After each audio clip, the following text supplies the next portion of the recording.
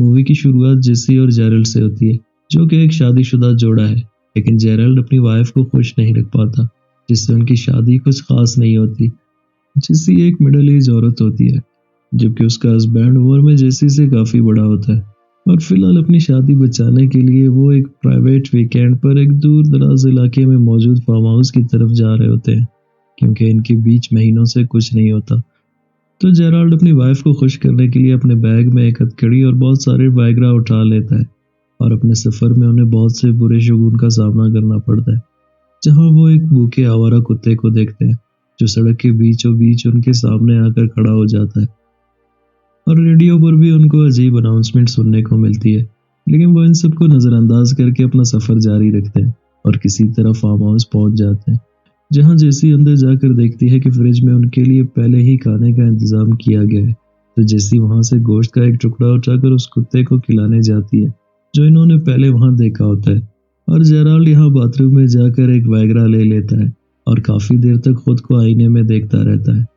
دراصل وہ سوچ رہا ہوتا ہے کہ کسی طرح آج وہ اپنی بیوی کو بیڈ پر خوش کر دے اور یہ ٹرپ اس کی بیوی کے لیے یادگار رہے، اور باہر جیسی اس کتے کے ساتھ ٹائم پاس کر رہی ہوتی ہے، اور جیرالڈ جیسی کو بتاتا ہے کہ یہاں گوشت مشکل سے انسانوں کو ملتا ہے اور تم کتوں کو کھلا رہی ہو، تو وہ اس کی بات مذاق سمجھ کر اندر چلی آتی ہے، اور یہاں جیسی دروازہ بند کرنا چاہتی ہے، پر جیرالڈ کے پاس اتنا ٹائم نہیں ہوتا، کیونکہ جیسی نے پہلے ہی بہت ٹائم کتے کے ساتھ ضائع کیا ہوتا ہے، اور یہاں جیسی ایک نیو نائٹ ڈریس پہن لیتی ہے اور اس نائٹ ڈریس کا ٹیگ اتار کر اسے اوپر شیلف پر رکھ دیتی ہے، اور یہاں جیرالڈ ہتھکڑیاں لے کر بیڈ روم میں آ جاتا ہے۔ ہتھکڑیاں دیکھ کر جیسی شاک ہو جاتی ہے، لیکن وہ جیرالڈ کو روکتی نہیں، اور جیرالڈ اس کے ہاتھ بیڈ پر باندھ کر ایک اور ویگرا لے کر گلاس کو وہی بستر کے اوپر شیلف پر چھوڑ دیتا ہے، اور جب سب کچھ سیٹ ہوتا ہے تو جیرالڈ وحشیانہ انداز میں جیسی پر جھپٹ پڑتا ہے، جس سے جیسی بہت انکمفرٹ محسوس کرتی ہے اور جیرالڈ کو اسے کھولنے کو کہتی ہے، پر جیرالڈ زبردستی کرنے کی کوشش کرتا ہے، جس سے دونوں میں بحث شروع ہوتی ہے، اور اسی بحث کے درمیان جیرالڈ کو سینے میں درد شروع ہوتا ہے۔ دراصل جیرالڈ کو دل کا دورہ پڑ جاتا ہے، اور جیسی سمجھتی ہے کہ جیرالڈ ناٹک کر رہا ہے، لیکن جب جیرالڈ اس کے اوپر گر جاتا ہے تو جیسی محسوس کرتی ہے کہ جیرالڈ کی سانسیں رک چکی ہوتی ہے۔ جیسی اسے اپنے پیروں سے جگانے کی کوشش کرتی ہے، لیکن جیرالڈ بیڈ سے نیچے گر جاتا ہے اور اس کے سر سے خون بہنا شروع ہو جاتا ہے۔ جیسی مدد کے لیے چیخنے چلانے لگتی ہے، پر وہاں میلوں دور تک کوئی انسان نہیں رہتا، اور اسی طرح کچھ گھنٹے گزر جاتے ہیں اور خون کی بو سونگھ کر وہ آوارہ کتا پھر سے وہاں آ جاتا ہے۔ جیسی اسے ڈرانے کی کوشش کرتی ہے، پر وہ منوس کتا جیرالڈ کا ہاتھ کاٹ کر کھانے لگتا ہے، اور اسی طرح کافی وقت گزر جاتا ہے، اور جیسی وہاں دیکھتی ہے کہ جیرالڈ اچانک اٹھ کر اس سے بات کرنے لگتا ہے۔ جیسی اسے جلدی اسے کھولنے کو کہتی ہے، پر جیرالڈ اپنا زخمی ہاتھ دے کر جیسی کو بلیم کرنے لگتا ہے کہ اس نے کتے کو گوشت ڈالا، اس لیے یہ سب ہوا، اور تبھی جیسی دیکھتی ہے کہ جیرالڈ کی لاش وہی پڑی ہوتی ہے، تو جیسی شاک ہو جاتی ہے اور اسے احساس ہوتا ہے کہ اسے بات کرنے والا آدمی ایک وہم ہے، حقیقت میں اس کے پاس کوئی بھی نہیں، پر پھر بھی وہ دیکھتی ہے کہ جیرالڈ اس سے بات کر رہا ہوتا ہے اور انہیں اس سب کے لیے بلیم کر رہا ہوتا ہے۔ اسی دوران جیسی اپنا ہاتھ زبردستی کھینچ کر باہر نکال لیتی ہے اور خود کو کھول لیتی ہے، لیکن جلدی اسے احساس ہوتا ہے کہ وہ ابھی بیڈ پر ویسے ہی بندھی ہوتی ہے۔ دراصل جیرالڈ کی اچانک موت اور اس کی لاش کے ساتھ اس طرح بند جانے سے جیسی کا دماغ کام کرنا چھوڑ دیتا ہے، اور اگلی سین میں دکھایا جاتا ہے کہ جیسی جیرالڈ کے ساتھ بحث کرنے لگتا ہے، جہاں جیرالڈ بولتا ہے کہ وہ کب سے اپنا ہاتھ نہیں چھڑا سکتی، پر جیسی کو یقین ہے کہ وہ خود کو کھول سکتی ہے، پر یہاں نکلی جیسی اصلی جیسی سے بات کرتی ہے کہ وہ خود کو کھول سکتی ہے، اور اسے بتاتی ہے کہ وقت ختم ہو رہا ہے اور کچھ ہی دیر میں پیاس کی وجہ سے وہ مر سکتی ہے، اور باہر اندھیرا ہونے والا ہے، اور وہ کتا بھی جیرالڈ کو کھانے کے بعد اسے کھانے آ جائے گا۔ جیسی یہ سب سے بہت تھک جاتی ہے اور پوری طاقت لگا کر ایک بار پھر سائڈ ٹیبل پر رکھ کے اپنے فون تک پہنچنے کی کوشش کرتی ہے، لیکن کامیاب نہیں ہوتی۔ تبھی اس کی نظر پانی کی اس گلاس پر پڑتی ہے، تو کسی طرح وہ گلاس کو پکڑ کر پانی پینے کی کوشش کرتی ہے، لیکن اسے اپنے منہ تک نہیں لا سکتی۔ تو جیسی دیکھتی ہے کہ اس کے پاس کوئی آپشن نہیں بچا، تو وہ اپنے خیالی دوست یعنی نکلی جیسی سے بات کرنے لگتی ہے، تو نکلی جیسی اسے بتاتی ہے کہ اس ٹیگ کا استعمال کر کے وہ پانی پی سکتی ہے، پر تبھی وہ کتا اگر جیرالڈ کا دوسرا ہاتھ بھی کھانے لگتا ہے، تو نکلی جیسی اسے بتاتی ہے کہ وہ اپنی انرجی اس جانور پر ضائع نہ کرے،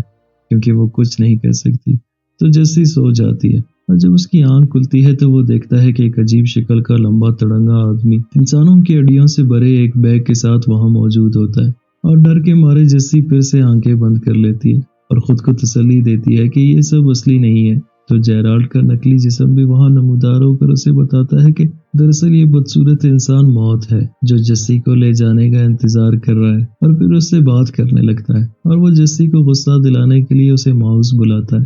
دراصل ماؤس جیسی کے بچپن کا نام ہوتا ہے جس سے جیسی کو بہت نفرت ہوتی ہے، اور یہاں جیسی اپنے پاسٹ میں چلی جاتی ہے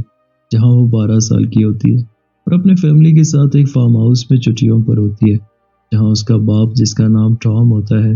جیسی کو بتاتا ہے کہ وہ اس کی گود میں بیٹھ جائے۔ معصوم جیسی ایسا ہی کرتی ہے اور یہ حادثہ جیسی کے دماغ پر بہت برا اثر چھوڑ جاتا ہے جس پر جیسی آج تک قابو نہیں پا سکتی۔ ایک بار پھر جیسی بیدار ہو جاتی ہے